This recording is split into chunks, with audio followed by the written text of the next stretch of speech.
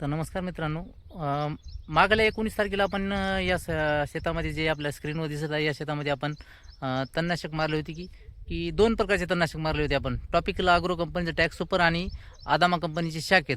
तर रिझल्ट आपल्याला जे सत्य आहे, कंपनीचा प्रचार करत नाही आहे ना, कोणाशी आपल्याला घेणं देणं नाही. आपण आपल्या शेतामध्ये जे रिझल्ट आला तेच आपण सांगणार आहोत.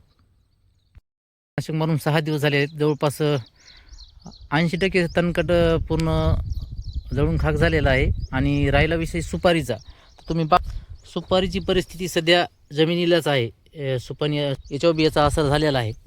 तर जवळपास 70-80% तणकट मेलेलं आहे आणि जे आहे ते त्याच्यावर बी असर झालेला आहे. त्याची वाढ पूर्णपणे थांबलेली आहे. मग तुमच्या मनामध्ये एक प्रश्न निर्माण झाला असेल की तुम्ही 2 तणनाशक एकत्र करून का मारले.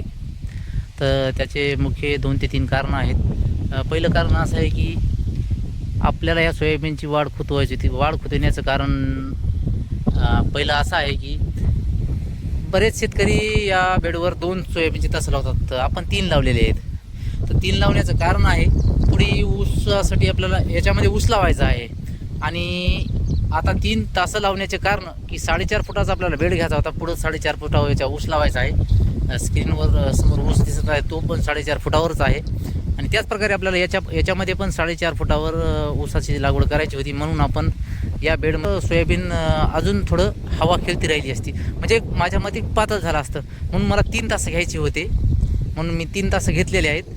आणि मिक्स तणनाशक करण्याचं दुसरं एक कारण की हे दाटवा कमी व्हावं, याच्यावर सोयाबीन खूप वाढले जाऊ नये, प्रामुख्याने लक्ष देण्याचे कारण असे आहेत की आता सोयाबीन ज्या दिवशी आपण फवारलं त्या दिवसपासून 8 दिवस निदान त्याच्यामध्ये दुसरी काही फवारणी करू नका.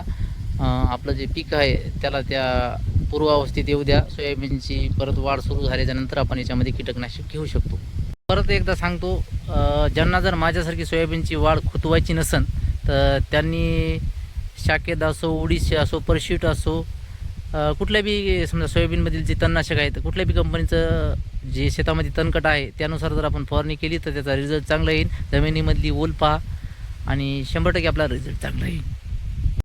जी आपल्याला माहिती दिलेली असती, प्रत्येकाचं शेत अलग असतं, माती अलग असती, हवामान अलग असतं. कुठले बी तणनाशक असो त्याच्यावर एक लेबल असते, लेबलवर माहिती असती. तर माहिती जर समजत नसेल तर तज्ज्ञांचा सल्ला घ्या.